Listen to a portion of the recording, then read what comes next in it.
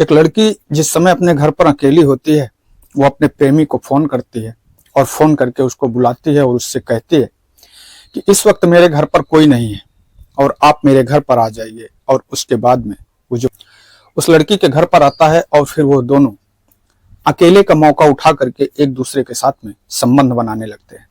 पर जैसे ही वो दोनों एक दूसरे के साथ में संबंध बना रहे होते हैं, उसी समय जो उसकी माँ घर से कहीं बाहर गई होती है, अचानक उसकी माँ आ जाती है। और जैसे ही उसकी माँ आती है, आने के बाद में वो अपने घर के दरवाजे को लॉक करती है।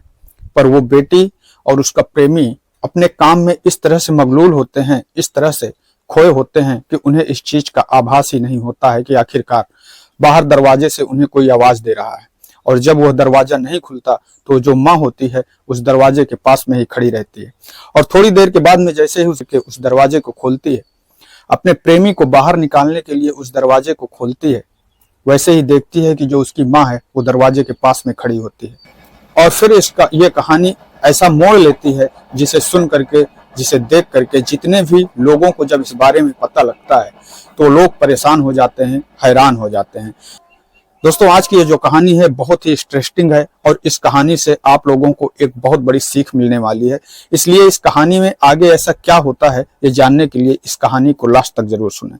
तो दोस्तों, आदाब, नमस्कार, सत श्री अकाल। मैं सागर पटेल आप लोगों से बस एक छोटी सी गुजारिश करते हैं कि अगर आप लोग मेरे इस चैनल पर पहली बार विजिट कर रहे हैं या फिर अभी तक आप लोगों ने मेरे इस चैनल को सब्सक्राइब नहीं किया है तो मेरे इस चैनल को सब्सक्राइब कर बेल आइकन को जरूर दबाएं।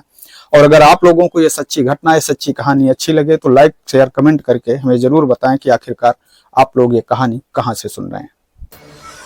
दोस्तों, आज की ये जो कहानी है, इस कहानी की शुरुआत होती है बिहार का एक जिला पड़ता है मधुबनी, और उसी मधुबनी जिले में एक ब्रजमोहन नाम के व्यक्ति रहा करते हैं। उनके परिवार में उनकी पत्नी, उनको एक बड़ी बेटी जिसका नाम अलका होता है और उनको एक लगभग 12 साल का बेटा होता है।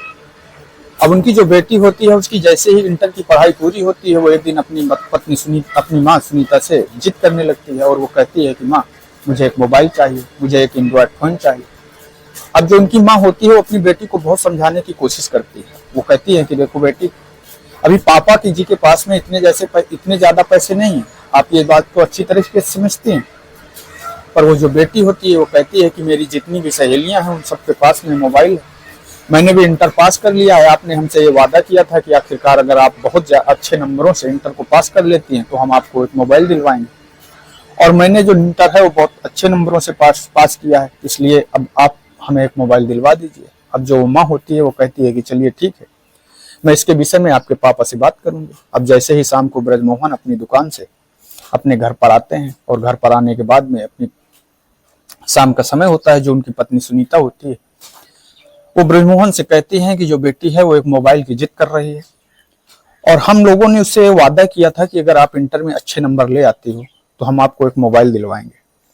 और उस वादे के मुताबिक जो बेटी है वो अपने बहुत ही अच्छे नंबरों से पास हुई है, इसलिए अब हम लोगों को उसको एक मोबाइल दिलवा देना चाहिए।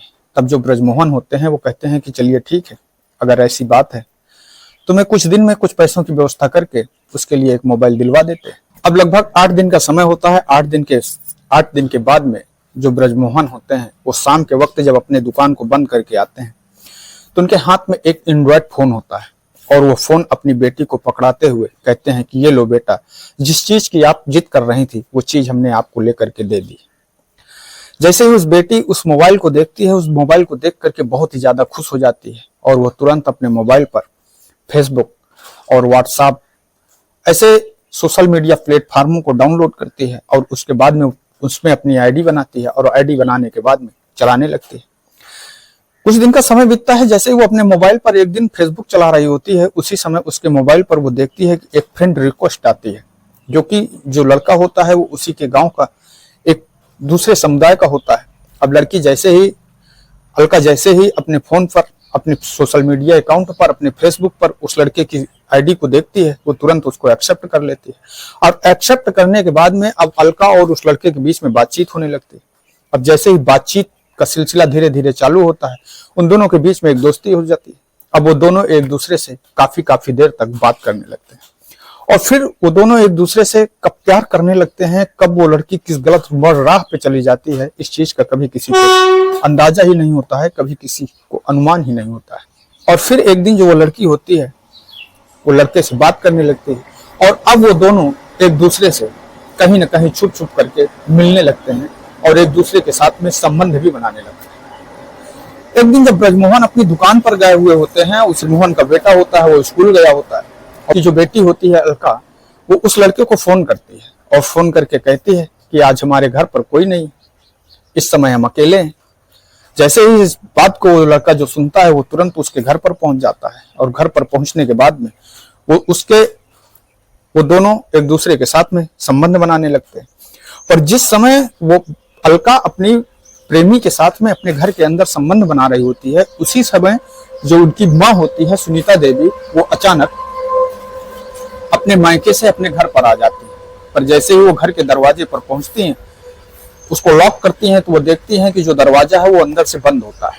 पर उन्हें अपने घर के अंदर से कुछ अजीब अजीब सी आवाजें आ रही होती हैं, कुछ हंसी ठिठोली की बातें हो रही होती हैं। ये सुन करके जो सुनीता देवी होती है वो अपने दरवाजे के पास में ही ठिठक जाती है और वो देखती हैं, वो जानना चाहती हैं कि आखिरकार मेरे घर के अंदर कौन है। और जैसे ही लगभग 10 मिनट का समय बीतता है, 10 मिनट के बाद वो जो बेटी होती है वो दरवाजे को अंदर से खोलती है अपने प्रेमी को शायद घर से बाहर करने के लिए। पर जैसे ही वो दरवाजा खोलती है, वो देखती है कि दरवाजे के बगल में जो उसकी माँ है वो खड़ी होती है। अब अपनी माँ को देख करके उस बेटी के पसीने छूट जाते हैं। अब जो सुनीता देवी होती हैं वो अपने घर के अंदर जाती हैं तो देखती हैं कि उनके घर के अंदर उनके ही गांव का एक दूसरे समुदाय का लड़का जो कि उनके घर के अंदर होता है, और उसे देख करके अब सुनीता देवी के पैरों के नीचे की जमीन खिसक जाती है। और उसके बाद में वो जो लड़का होता है वो तो वहां से चुपचाप चला जाता है, पर सुनीता देवी अपनी बेटी अलका को समझाने लगती हैं और उससे पूछने लगती हैं, उसको डांटने लगती हैं कि आखिरकार ये कौन है और ये क्या हो रहा था। तब जो वो अलका होती है वो अपनी माँ सुनीता देवी से कहती है कि हम उस लड़के से प्यार करते हैं। अब जो सुनीता देवी होती हैं वो अपनी बेटी को समझाने लगती हैं कि आखिरकार वो जो लड़का है वो हमारे समुदाय का नहीं है, अभी आपकी उम्र बहुत कम है, अभी आपकी उम्र पढ़ाई लिखाई की है, आप इन सब चीजों पे न चल, आपको अभी इन सब चीजों पर नहीं पड़ना चाहिए। पर जो अलका होती है वो अपनी माँ की बात को मानने को तैयार नहीं होती और वो जिद करने लगती है कि हम उस लड़के के साथ प्यार करते हैं। अब जैसे ही सुनीता देवी इस बात को सुनती हैं, अब सुनीता देवी के दिमाग से ये बात नहीं उतरती है। शाम का वक्त होता है, जो ब्रजमोहन होते हैं वो अपनी दुकान बंद करके अपने घर पर आते हैं और जैसे ही वो घर पर आते हैं, जो उनकी पत्नी सुनीता होती है वो ब्रजमोहन को एक एक बात बताने लगती है और वो कहती हैं कि अब हमारी बेटी शायद बिगड़ चुकी है, हम लोगों ने उसको मोबाइल दिलवा करके बहुत ही गलत काम कर दिया है। तब जो ब्रजमोहन होते हैं वो अपना सर पकड़ लेते हैं और उनके समझ में नहीं आता है कि आखिरकार वो करें तो करे क्या। तब जो अलका होती है, जो सुनीता देवी होती हैं, वो अपने पति ब्रजमोहन से कहती हैं कि परेशान होने की जरूरत नहीं है, हम लोगों के पास में एक रास्ता बचा हुआ है। अब हम लोग जल्द से जल्द किसी लड़के को ढूंढ करके उसकी शादी कर देते हैं और जैसे ही इसकी शादी कर देंगे अपने ससुराल चली जाएगी और उसके बाद में इसके जितना भी प्यार का खुमार है वो उतर जाएगा और ये अपनी जिंदगी आराम से जीने लगेगी।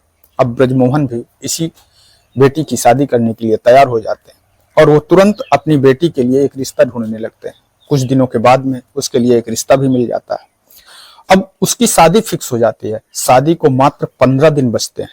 उस जब 15 दिन बचते हैं तब एक दिन फिर जो अलका होती है वो अपनी माँ से कहती है कि माँ, मैं आपसे एक बार फिर कह रही हूँ कि मुझे ये शादी नहीं करना है, क्योंकि मैं प्यार उसी लड़के से करती हूँ और मैं शादी अगर करूंगी तो उसी लड़के से करूंगी।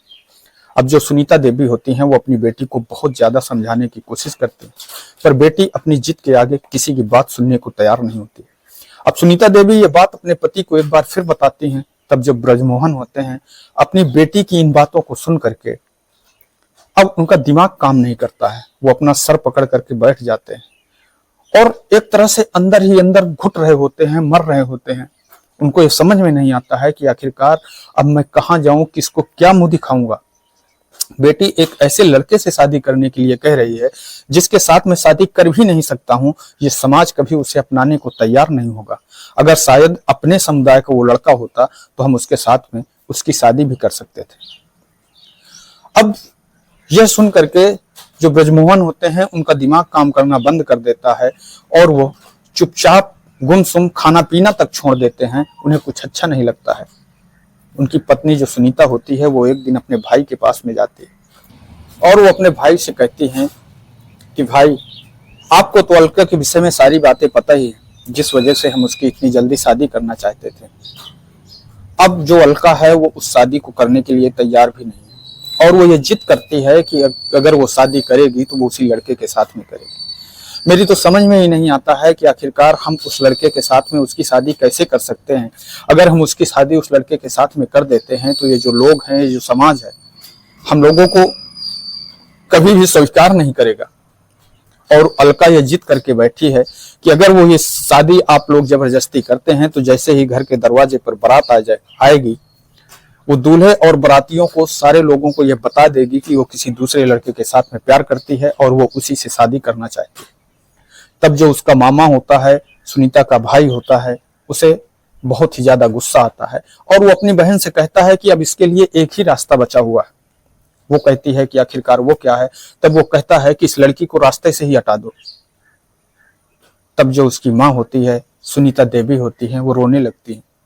वो कहती हैं कि आखिरकार जिसको हमने जन्म दिया, जिसको हमने पाल पोस कर इतना बड़ा किया, उसको हम कैसे मार सकते हैं। तब जो उनका भाई होता है वो कहता है कि बहन, इसके अलावा अब हम लोगों के पास में कोई रास्ता नहीं है। अब आपको क्या करना है, क्या नहीं करना है, ये आप खुद ही समझें। सुनीता जो होती है वो चुपचाप अपने घर पर आ जाती है। आने के बाद में उनकी आंखों से आंसू बह रहे होते हैं। वो भी खाना पीना छोड़ देती हैं। उनके घर पर जो खुशियों का माहौल होता है, जो शादी का समय चल रहा होता है, उस समय उनके घर का माहौल बड़ा ही गमगीन हो जाता है। घर के जितने भी सदस्य होते हैं, वो पत्नी होते हैं, वो खाना नहीं खाते हैं, चुपचाप अकेले पर बैठ करके रोते ही रहते हैं। पर एक दिन जो सुनीता होती है वो अपनी बेटी अलका को फिर समझाने की कोशिश करती है और उसको सारी बातें बताती है। वो कहती है कि बेटी, हमने आपको इतने छोटे से पाला है, हमने आपको जन्म दिया है, हम आपसे बहुत ज्यादा प्यार करते हैं, बस हमारी एक इज्जत रख लीजिए, इस शादी को कर लीजिए, उस लड़के को प्यार को भूल जाइए। पर जो अलका होती है वो उस लड़के के प्यार में इस कदर दीवानी होती है कि वो अपनी माँ की बातों को एक भी बार सुनने के लिए तैयार नहीं होती है। तब सुनीता की समझ में ये आ जाता है कि आखिरकार अब हमारी बेटी हमारे हाथ से निकल चुकी है। तब वो एक ऐसा रास्ता निकालती है, एक ऐसा रास्ता इख्तियार करती है जिसे सुन करके, जिसे देख करके सारे लोग चौंक जाते हैं। एक दिन शाम का वक्त होता है। वो नींद की गोलियां वो मार्केट जाती है और मार्केट से कुछ नींद की गोलियां लेकर के आती है। शाम का वक्त होता है और उस खाने में नींद की गोलियों को मिला देती है और जैसे ही वो खाना अपनी बेटी को खाने के लिए देती है, रात के वक्त उसकी बेटी को एक गहरी नींद आ जाती है। उसी वक्त अलका जो अपनी बेटी की सोने का इंतजार कर उसी वक्त सुनीता जो अपनी बेटी की सोने का इंतजार कर रही होती है, वो एक चाकू लेती है और चाकू लेकर के अपनी बेटी की सीने पर लगातार कई वार कर देती है।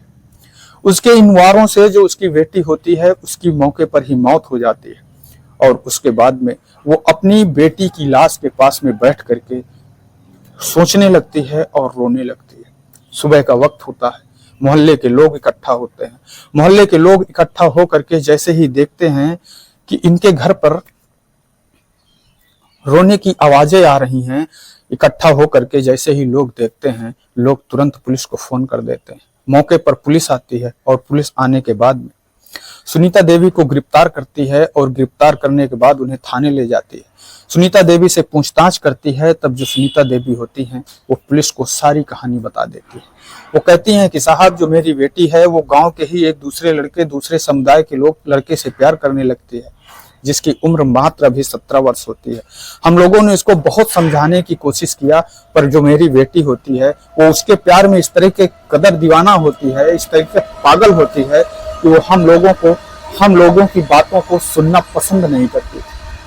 तब साहब मजबूरी में हमें ये रास्ता ढूंढना पड़ा, हमें ये रास्ता निकालना पड़ा, क्योंकि हमारे सामने इसके अलावा और कोई रास्ता ही नहीं था। तब जो पुलिस वाले होते हैं उस महिला की बातों को सुन करके, सुनीता की बातों को सुन करके उनके भी आंखों में आंसू आ जाते हैं कि आखिरकार एक माँ बाप अपने औलाद को बचपन से जन्म देते हैं, उसके बाद में उन्हें पालते हैं, पोसते हैं, बड़ा करते हैं। हर माँ बाप के एक सपने होते हैं, उन्हें पढ़ाते हैं, लिखाते हैं, पर वही औलाद जब बड़ी होती है तो माँ बाप को ही भूल जाती है और अपने प्रेमी को इस उम्र में इस कदर भटक जाते हैं कि अपने माँ बाप के ख्वाहिशों के, अपने माँ बाप के अरमानों को ही भूल जाते हैं।